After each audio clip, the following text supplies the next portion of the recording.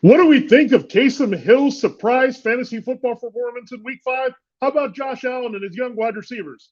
And what's up with Rashaad Penny and that major injury against the Saints? Time to break it down right here and right now as we react to everything in Week 5 that you need to know for fantasy football on Locked On Fantasy Football. Our Locked On Fantasy, your daily NFL fantasy podcast. Part of the Locked On Podcast Network.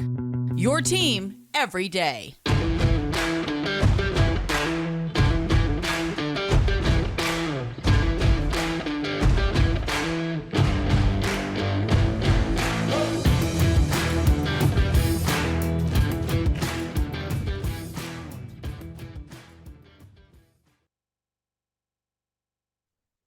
Greetings, everyone, and welcome to another edition of the Locked On Fantasy Football Podcast. As usual, I'm your host, Vinnie Iyer. When I'm not doing this, I'm writing about NFL and fantasy football for sportingnews.com. We have the fallout from Week 5, the reactions that you need to know. We'll go through it all here. We had some major injuries happen there on Sunday, so more attrition across positions there that we need to adjust to. Surprise performances. Taysom Hill goes off. We liked him as a sneaky play here as a tight end in Week 5. He exceeds all expectations with a monster rushing effort against the Seahawks. We have Josh Allen going nuts with his wide receivers here. It was a crazy day in fantasy football, but we also had a lot of disappointments as well. So we'll get to all that. We'll start with Are You For Real? Featuring Taysom Hill and break down some surprise performances and what we should do with those players going forward here in fantasy football. Then we'll look at the injury updates. Rashaad Penny, we knew this was going to happen at some point. The durability issues, the injury-prone nature. He breaks his tibia there against the Saints. Bummer there, coming off a big game against the Lions. So we'll see about rookie Ken Walker. And then all the players that are disappointing us, we'll call that panic or patience. Should we get too worried about those players, or should we just expect better things from them in better spots next week? So we'll break that down all for you here as we begin another week of Locked On Fantasy Football. Today's episode of Locked On Fantasy Football is presented by PrizePicks. PrizePicks is daily fantasy made easy. Pick 2 to 5 players and they score more or less than their PrizePicks projection. You can win up to 10 times your money on your entry. First-time users can receive a 100% deposit match up to $100 with the promo code Locked On. That's PrizePicks.com, promo code Locked On. Thanks again for making Locked On Fantasy Football your first listen today. We're free and available to you on all platforms, including YouTube and wherever you get your podcasts. All right, let's dive in here to the surprise performances we got to start in the Big Easy. New Orleans, Taysom Hill is back, and he's listed as a tight end. He didn't play a lot of tight end there. He did throw a touchdown pass to a tight end, Adam Troutman. So the Seahawks were the worst team, right up there with the Cardinals and giving up fantasy points to the tight end. That number is going to be super inflated now. I get Troutman scored, so that builds it up for the Seahawks here. And that's good news for Zach Ertz, who the Seahawks are playing next week. Guess who the Cardinals are playing next week? Yeah, that would be the Seahawks. So I don't know if you can trust any of their tight ends, but man, that's a matchup for the tight end values. But Taysom Hill's going to blow that up. 9 carries.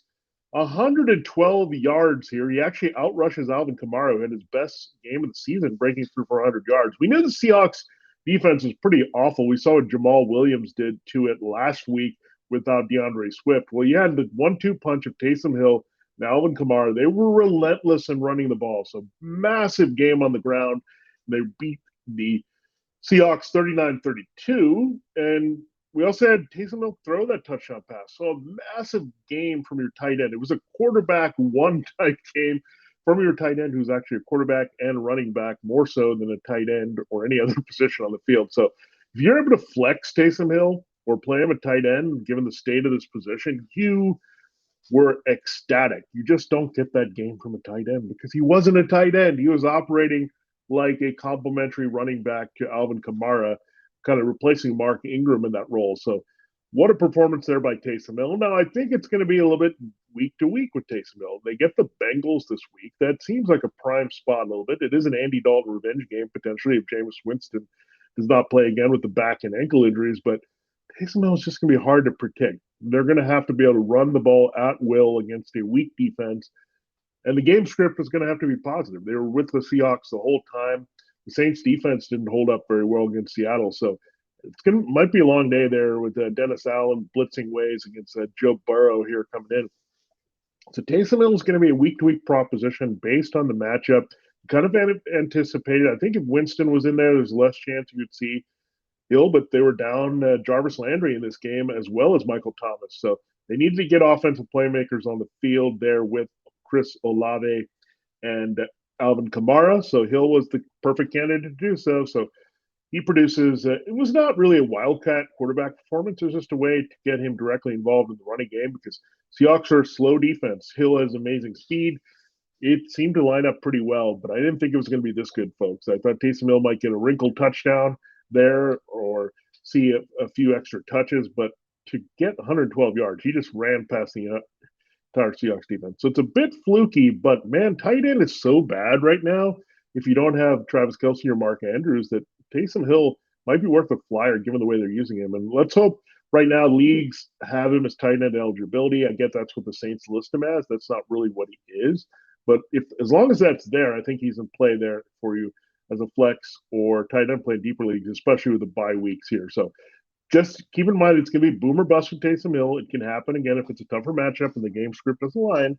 So watch that. But are you for real Taysom Hill? Yeah, the player's real. I mean, this guy's an exceptional gadget player with the speed, strength.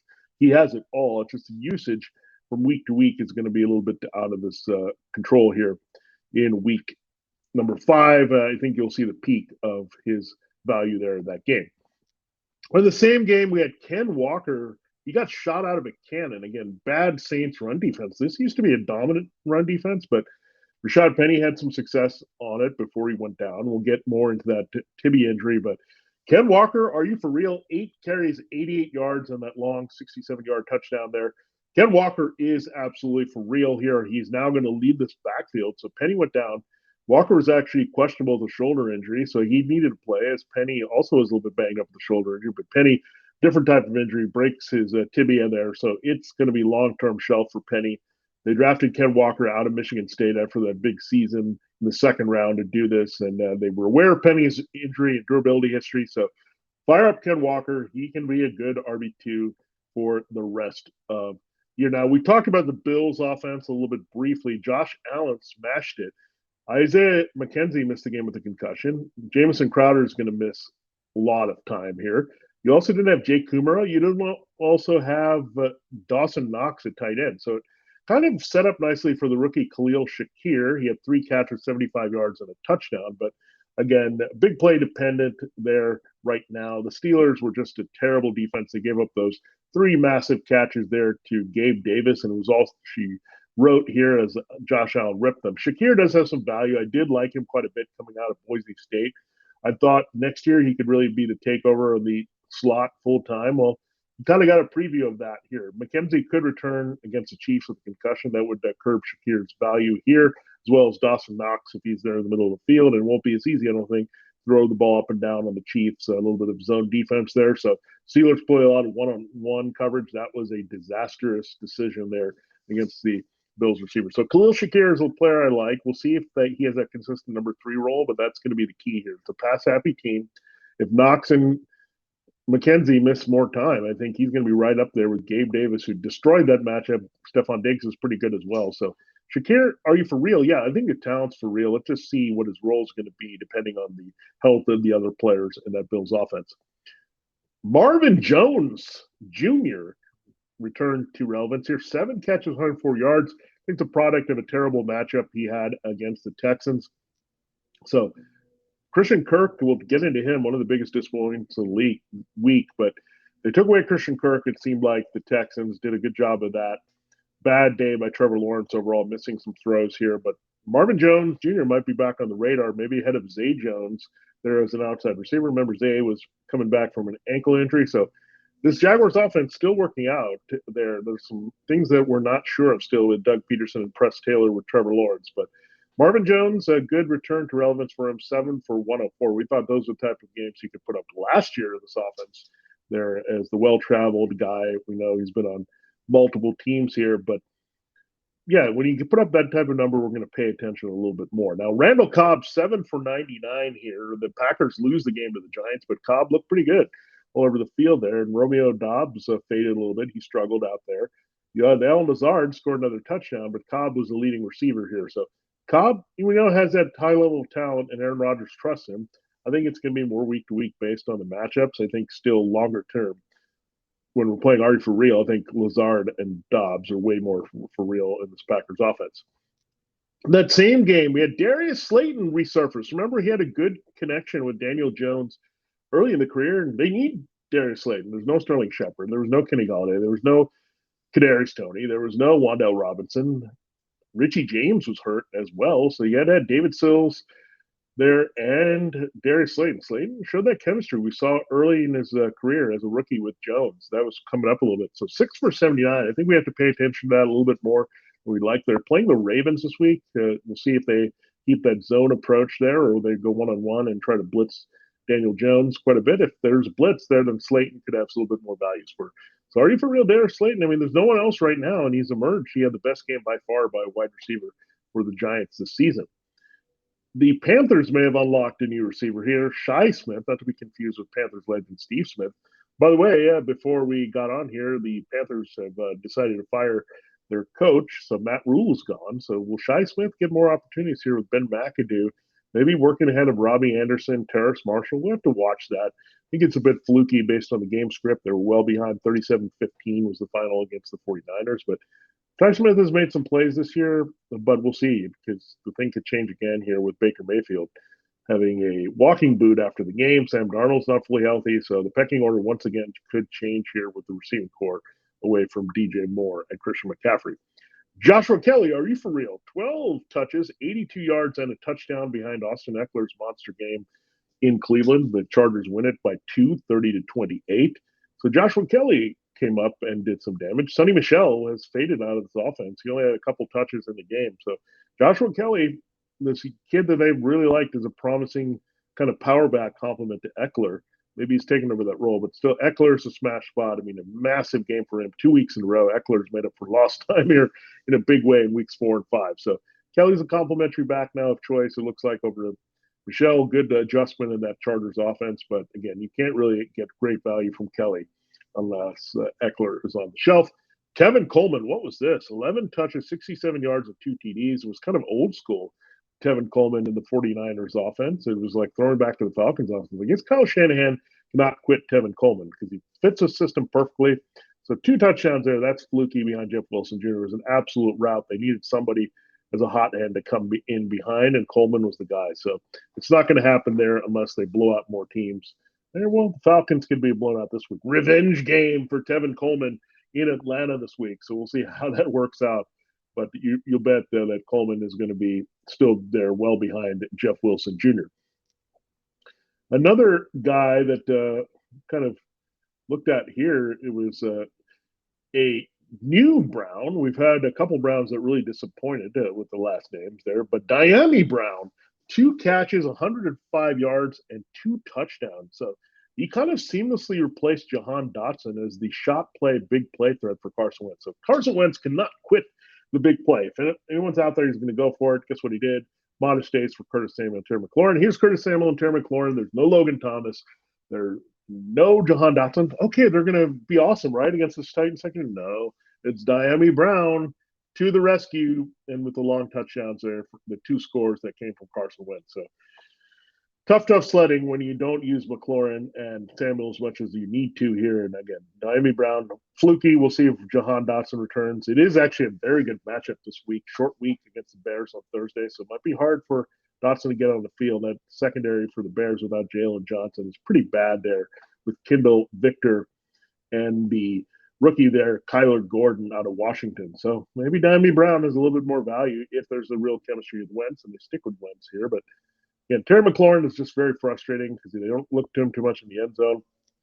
And Samuel's more of a check down, cheap receiver there. And if he doesn't get the touchdowns, he doesn't have a lot of value either. Now, Rondell Moore, 7 catches, 68 yards. They involved him a little more. So Greg Dortch has basically been replaced by Rondell Moore.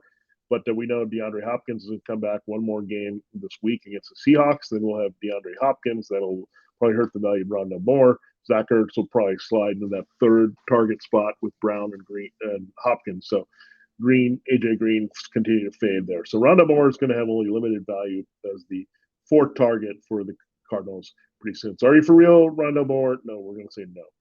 Raheem Mostert is absolutely for real. 18 carries, 113 yards, and a TD. This came at the same time where Chase Edmonds was phased out of the offense there by Mike McDaniel all of a sudden, where you didn't see a lot of him. You actually saw a little bit more of Myles Gaskin in the game against the Jets. But big game for Mostert, stayed healthy, showed off his speed, and that's what we got there. In the same game, Breece Hall, yeah, absolutely for real on the other side. Michael Carter, those 2 touchdowns, a little bit fake there. But it was quite a day for big multiple touchdown performances, and we saw them all over, starting with that Bills game and what Taysom Hill did to crush the Seahawks here in week number 5.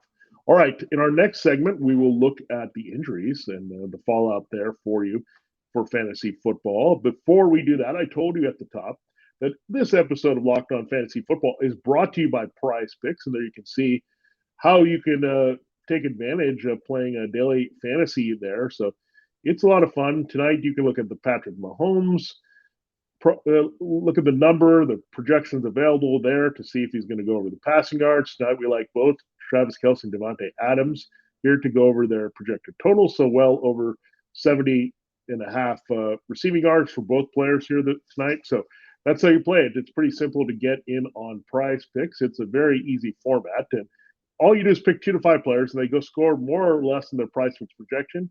You can win up to 10 times your money on any entry. It's not just competing against other people, just you versus projections available. PrizePicks offers projections on any sport that you watch. This includes NFL, NBA, MLB, NHL, PGA, college football, college basketball, soccer, WNBA, esports, NASCAR, tennis, MMA, boxing, disc golf, Euro basketball, cricket, and more. Entries at PrizePicks can be made in 60 seconds or less. It's that easy, safe, and fast referrals. Currently operational in more than 30 states and Canada. Download the PrizePicks app or go to PrizePicks.com to sign up to play daily fantasy sport. First-time users can receive a 100% instant deposit match up to $100 with the promo code Locked On. If you deposit $100, PrizePicks will give you $100. If you deposit $50, PrizePicks will give you $50.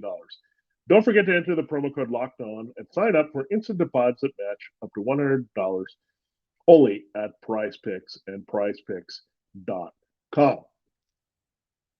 All right, it's time to continue the show. We're going to look at the injury updates you need to know coming out of the Week 5 action, and we're going to play Panic or Patience with a lot of players that disappointed us here in fantasy football in Week 5. Thanks again for making Locked On Fantasy Football your first listen every day. Make sure you check out NFL Key Predictions every Friday at Locked On NFL. Locked On's local experts give you the inside scoop on the 5 biggest games of the NFL weekend, including Sunday and Monday Night Football, plus betting advice from the field's leading experts, BetOnline.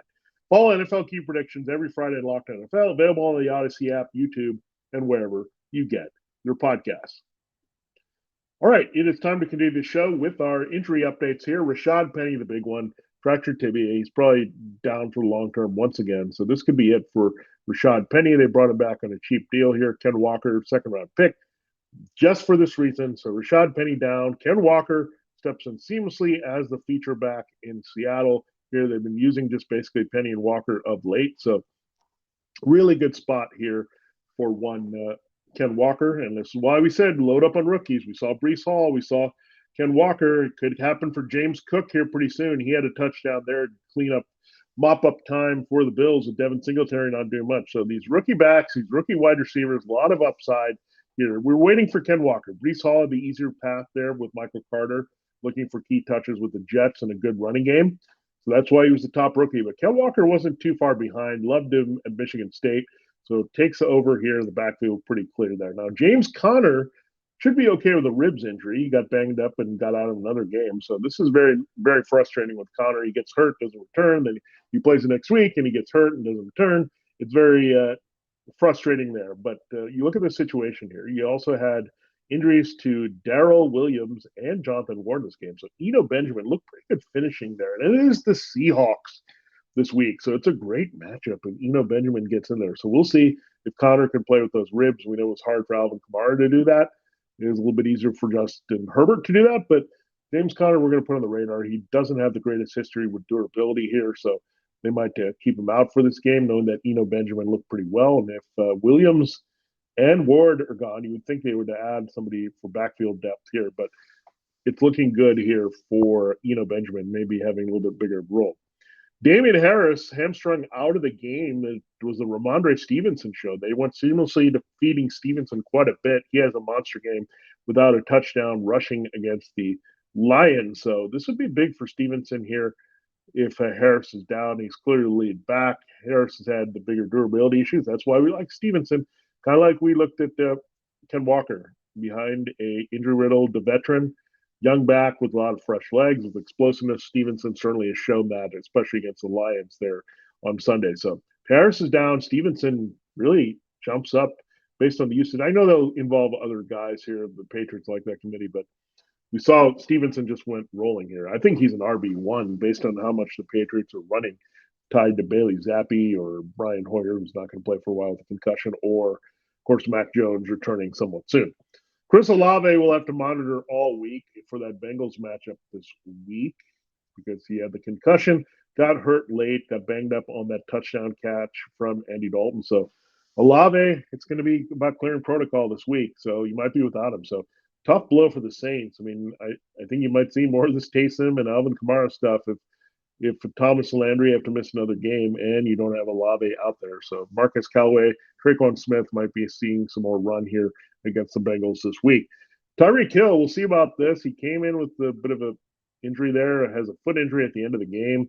There's Skylar Thompson had to take over for Teddy Bridgewater. So scary concussion there for Teddy Bridgewater. This is just hard luck Dolphins at this point. So Bridgewater, under the new concussion protocol, had to come out. They went with Skylar Thompson. Thompson was ineffective. They got blown out by Breece Hall and the Jets there on the road. So just disastrous right now for the Dolphins. They're going from 3-0 to 3-2, and the Jets now have a better record and are ahead of them. So really tough situation. Teddy Bridgewater's revenge game opportunity goes by the wayside against the Jets. He may not play in the revenge game against the Vikings this week. So woof, rough. And we hope Teddy's okay. But Tyreek Hill, a little bit banged up with the left foot injury after the game. So we're going to monitor that all week. So the Dolphins might be starting 3-0, might be 3-3 in a hurry based on this tough matchup against the Vikings this week. T. Higgins, this was a very difficult situation to watch here with the ankle injury. We thought he was going to play through it. They looked like he would get them on the field again, but nope, that didn't happen. Higgins stayed on the sideline. The Bengals struggled to move the ball as the attention went to Jamar Chase by the Ravens' new zone defense. So Higgins, we'll see if he's okay, but clearly was bothering him. If it irritated him, I don't know if he's going to suit up against the Saints this week. And that would hurt Jamar Chase a little bit because of the way the Saints might play coverage and have Marshawn Lattimore focus on Jamar Chase this week. Dalton Schultz hurt his knee again. Brutal situation. So I don't know what you're going to get from Dalton Schultz. I think he needs Dak Prescott. He's the chemistry of Prescott. Zero chemistry here with Cooper Rush. And you throw only 10 times, you're not going to get all that much there. So Schultz, knee injury, maybe rushed back a little bit, and now they're concerned about him going forward. But again, for Schultz to produce, he needs Dak Prescott. By the way, Jake Ferguson, their other tight end, the rookie from Wisconsin, is banged up here. So I don't know if I would go for the Cowboys for some source of tight end production if Schultz doesn't play. Pat Freiermuth suffered a concussion there. That blowout loss to the Bills. They used Zach Gentry immediately for key targets with Kenny Pickett. So we'll watch that with Freiermuth here in week number 6 to see if he can be cleared to play against the Buccaneers. It's a decent matchup. We know the Buccaneers give up some numbers to the tight end. So it's really about will they trust him with Kenny Pickett, or is Pickett all about George Pickens, the downfield passing game? So a little bit concerned about the check down game, even though you have a rookie quarterback who should be traditionally security blanket, tight end, and all that. But I don't know if you'll see that as much as – I don't like this offense at all. Not enough throws to the tight end, not enough throws to Najee Harris. I just don't like it at all with Matt Canada. It's forcing balls that aren't there to chase Claypool and Deontay Johnson versus just treating George Pickens as a number one. So Matt Canada wrote about it. Sporting News, I do not like the way he's operating this offense with Kenny Pickett. I think it was okay with Ben Roethlisberger, who's limited arm strength-wise, but you got to open it up. And then you'll create the shorter to intermediate routes a little bit better for your quarterback there, Kenny Pickett. Speaking of first-round quarterbacks, Baker Mayfield. He actually broke 200 yards passing, folks, so something there. Got Shi Smith and DJ Moore to have decent wide receiver 3 games in PPR, but Mayfield just looked awful. He threw a pick 6 to Emmanuel Mosley there, who returned it all the way big time. So Mayfield was maybe on the brink of getting benched. Now you have a new coaching staff in there without Matt Rule. Will they be attached to Mayfield? Will Sam Darnold be healthy enough to play soon? Is PJ Walker going to have to start? Do they have to go off the street? There's so many question marks here with Ben McAdoo without Rule as the coach. So I don't know what you're going to get. But again, I don't want any part of this Panthers offense except for Christian McCaffrey as much as possible there in daily or fantasy if you're going to make a trade or you have McCaffrey to play every week on your team. All right, that takes care of a look at the key injuries. We'll close the show playing Panic or Patience with a lot of guys that disappointed and underwhelmed here in week number 5. If you haven't tried Built Bar Puffs yet, you're depriving yourself of one of life's greatest joys. And guess what? There's a new flavor ready. It's delicious, indulgent cookie dough covered in chocolate. That's right. Built has done it again. Let me introduce you to your new favorite. Cookie dough chunk puffs have a light and chewy texture, real cookie dough chunks. And of course, they're covered in 100% real chocolate. It's all the joys of eating cookie dough without the hassle of making it. Plus, it's healthy for you. Cookie dough chunk puffs are only 160 calories. They have a whopping 15 grams of protein in them. Run to Built.com and snag a box for you and the family. It'll be the perfect treat, or you can find a really good hiding place and just order them all for yourself. You won't tell. Like all Built Bars, the new cookie dough chunk puff is covered in 1% real chocolate. That means they're healthy and tasty chocolate-covered cookie dough with light, fluffy texture. So good. What's great about Built is that all their bars are made with collagen protein, which your body absorbs more efficiently and provides tons of health benefits. Eat something that tastes good and is good for you. You're going to love the new cookie dough chunk puff, whether you need a snack for your workout, a late night treat, or just need to grab a quick bite and go. Built is the perfect protein bar. They taste better than a candy bar. Ditch the calories, fat, and sugar. Grab yourself a Built Bar. Go to Built.com, use the promo code LOCK15, get 15% off your order. It's the promo code LOCK15 to get 15% of your offer only at Built.com.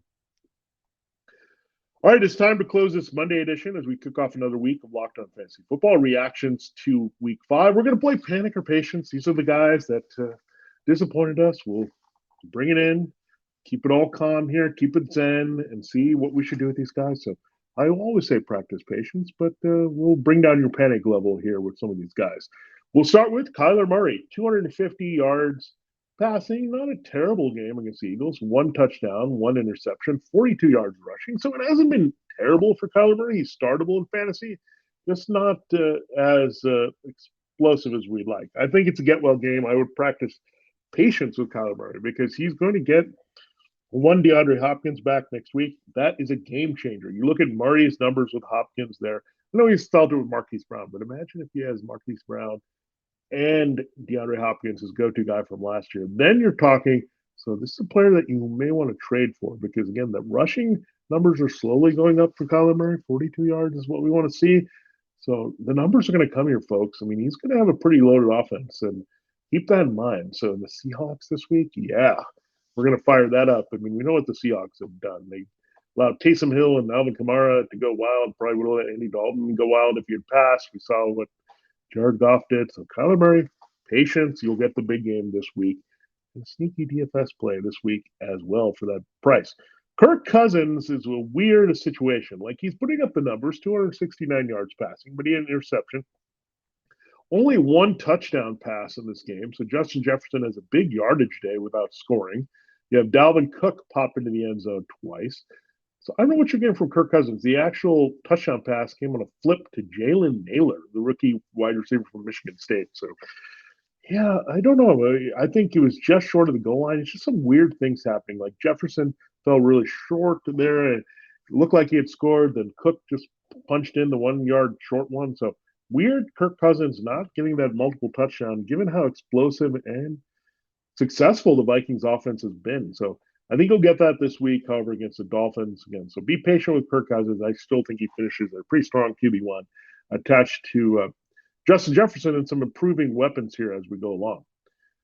Aaron Jones, 15 carries, 80 yards, or 15 touches, I should say, 6 for 34 for A.J. Dillon. This was supposed to be the can't-miss RB1, RB2, but now it's like week to week. You either get an explosive game from Aaron Jones or like a mediocre.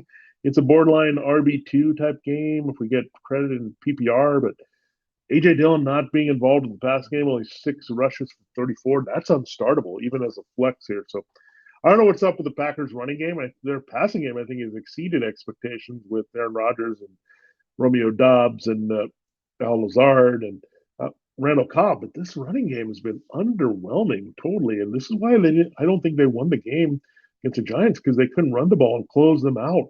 And that's a big issue. Well, the Giants kind of ran themselves back into the game. So Jones and Dillon, something we want to re-examine. Is it going to get a little bit better for the Packers? We hope so. They play the Jets this week, so maybe a get-well game. Although the Jets have played pretty well. The Jets did give up a big game to Raheem Mostert last week. So Jones and Dillon, I'm going to practice patience with both of those guys. Miles Sanders, he goes from big game to quiet game, 17 carries, 64 yards there.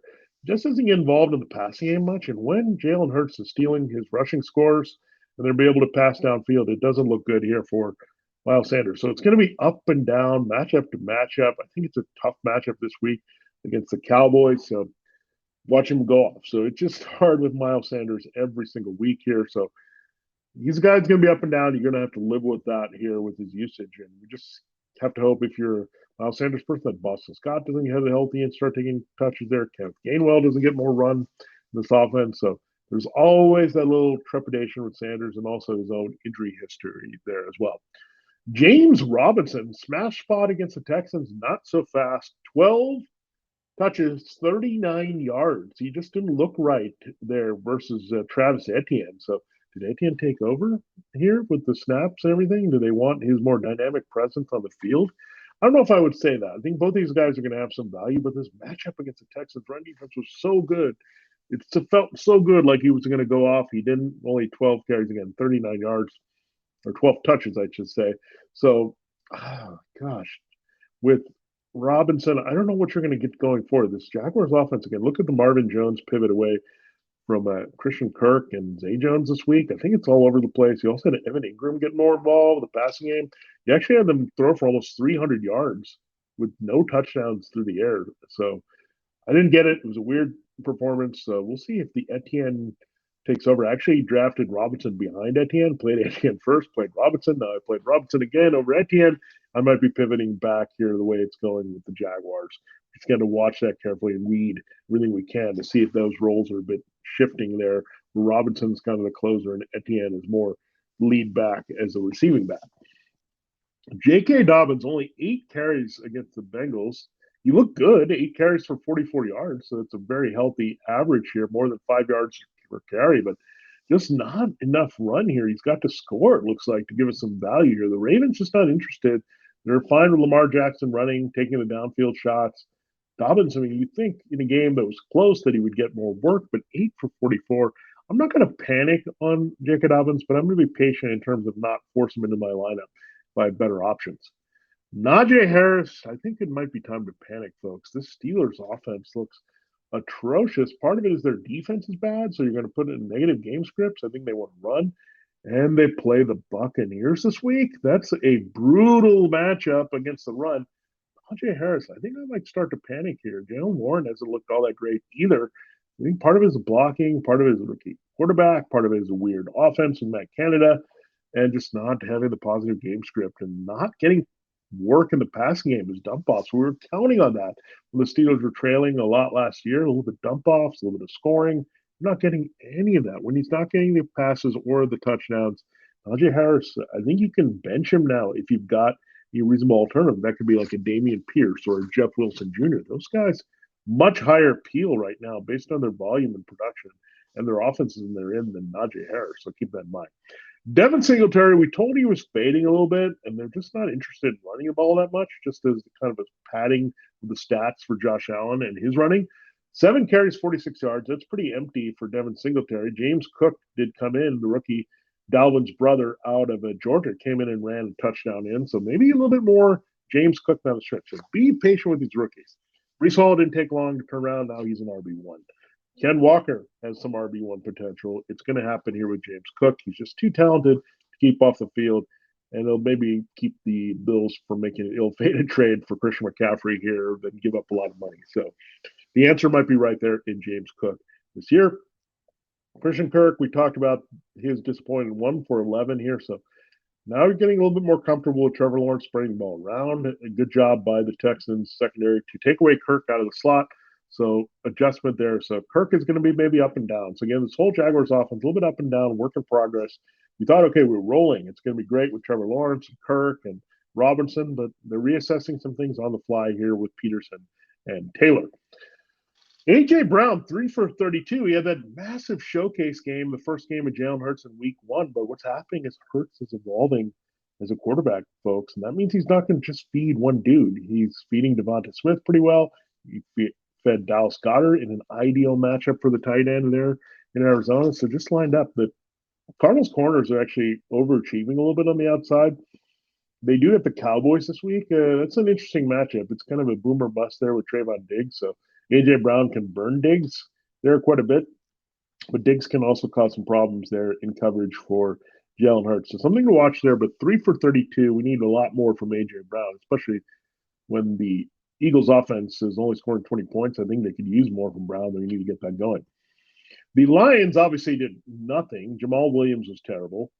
The Patriots shut down the run. They shut down T.J. Hawkinson. Kyle Duggar, the secret tight end stopper, was back. He had Amon-Ra St. Brown. They're really not great there in the slot with Miles Bryant and some other guys, but great job here by this Patriots secondary, led by the excellent rookie out of Houston, Jack Jones. They had a pick 6 there of Jared Goff. It was a miserable afternoon for Jared Goff. So I'm going to put a lot of this on Goff. Hawkinson dropping to 1 catch for 6 yards. Amon-Ra St. Brown coming back from his ankle injury, 4 for 18. Who had the big game? Of course, it was Josh Reynolds again. The Patriots like, yeah, you can have Josh Reynolds, Jared Goff. You're good. Just do whatever you want with Josh Reynolds. We're taking away your 2 bigger playmakers in Brown and Hawkinson without Swift in the game. So they need to get Swift back. That's going to help A.J. Brown. I'm sorry, Amon-Ra St. Brown. So not great for guys named Brown unless your name is Marquise or Diami this week. But A.J. and Amon-Ra did not do very well this week. So, yeah. So I think it'll be better days here for the Lions. But they do have a bye, so definitely do not play Amon-Ra or Hawkinson this week. They're off. And DeAndre Swift, hopefully he'll be healthy on the other side of the bye. St. Brown can be healthier as well to be more productive in week number 7. Jalen Waddle, the Waddle. It was disappointing once again. So the quarterback change away from Tua Tagovailoa has not been good, either with Teddy Bridgewater or with Skylar Thompson for Waddle. Now we have the Tyreek Hill injury, and Waddle didn't even explode based on that. So we need Tua, that Alabama connection, to get Waddle going here. Maybe Hill, if he hasn't missed time, they're going to have to throw to Waddle. But a lot of things not great here. But they do have the Vikings. That's a beatable matchup. So Waddle has to take a bigger role with Hill hurting. Watch out for that here in week 6 for a rebound in that Dolphins matchup for the Vikings. Now, CeeDee Lamb, he did catch. The good news is half of Cooper Rush's completions. But the bottom line is Cooper Rush only had to throw 10 completions to beat the Rams because they had a defensive touchdown, another long Tony Pollard burst for a score, and they absolutely shut down the dysfunctional Rams offense. So 5 for 53. It's not terrible in PPR, but CeeDee Lamb, we'll see. They're going to need him a lot more against the Eagles. Secondary could get the Darius Slayton treatment here, but I figure just by the volume alone with the higher point total, we'll see if Rain Dakota Prescott can return there with the thumb injury this week. There's a chance. If Cooper Rush is in there, I still feel good about CeeDee Lamb because, again, the passing volume has to be much higher for the Cowboys. I would say he's going to have to throw at least 30 times with Jalen Hurts on the other side. So that's going to help. So that ratio continues.